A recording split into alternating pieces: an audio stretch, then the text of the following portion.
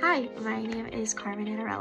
I'm coming to you from Yampa, Colorado, a rural town in southern Round County in the northwestern corner of Colorado. And I'm home for the weekend, so I'm in my childhood bedroom and feeling all the feelings about being home. And in this kind of moment of reflection, I thought it would be a great time to sit down and talk to you a little bit about my home and community and my rural education and somebody who has made all of those things really special and given me quite spectacular experiences. The word we're using in this project is weaver, and when I think about a weaver, the person who comes to mind is Julie Hoff. Julie was my middle school science teacher, as well as my upper division math teacher. And when I use this term weaver, I think of Julie not only because she's a very talented seamstress, but also because Julie has this ability to see people and know people and bring them in as their whole person and acknowledge their gifts and knowledge and skills and talents and integrate them into the community or into her classroom in a way that literally weaves us together and builds a strong network in our school and community. And so I thought I'd tell you some stories about Julie and my very stylish outfit that would kind of highlight why I think these things about her and highlight some really cool things about rural education. Like I mentioned, Julie was my upper division math teacher, and I think my calculus experience was a little bit different than maybe some other people's. I think the two background knowledge pieces that you need to have for this story is that we in our rural school operate on a 4-day school week. So we were cramming a 5-credit college calculus class into 4 hours of instructional time per week. And the other thing you need to know is that I have very low confidence in math. And I think that's why this story is so special to me, is that Julie could make somebody who feels so low in math feel like they can tackle calculus.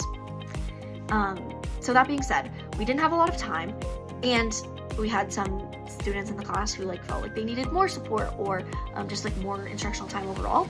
And so something that was really cool and unique about our rural education and about Julie is that she would host her calculus students literally at any time in her own home. A lot of times when I would go, it would be after school, after sports practices, meetings, jazz band practice, all of the things. And I would go to Julie's along with many of my other classmates. She would have some meal prepared, spaghetti or shepherd's pie or some bread or cookies, something, of course, and even though she's gluten-free herself. So she would feed us, love on us, make us Kool-Aid, of course, and then teach us calculus outside of her contract hours in her own home. And it was just the most intimate experience in education, and even describing it back, it's just I'm so grateful for this educator who took the time to know me as a person and know my learning styles and scaffold instruction to make it accessible to me and to all of my classmates and to all of her students. And this is true in her calculus class, and this is true in her 6th grade science class. So that being said, Julie is so special to me as an educator and a teacher. And one other story I wanted to tell you to highlight her just caregiving is my very stylish sweatshirt. You'll see here, this is the snowy tree cricket.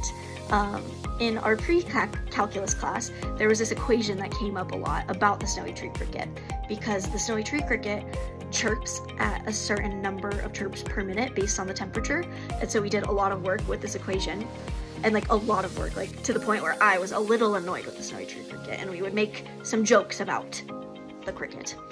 So on our academic awards night, when Julie was acknowledging all of us and again pouring love onto us, she gave us these gift bags that had these very stylish sweatshirts in them. There's some more stuff on the back, but again, Julie made these sweatshirts for all of her students with the snowy tree cricket, our inside joke, and on the back it says more parentheses, which was another common phrase in our calculus class because sometimes we would end up with different answers on the calculator. We'd always say like more parentheses, more parentheses. But yeah, just again to show just the care that Julie had for her students and their experience in their education.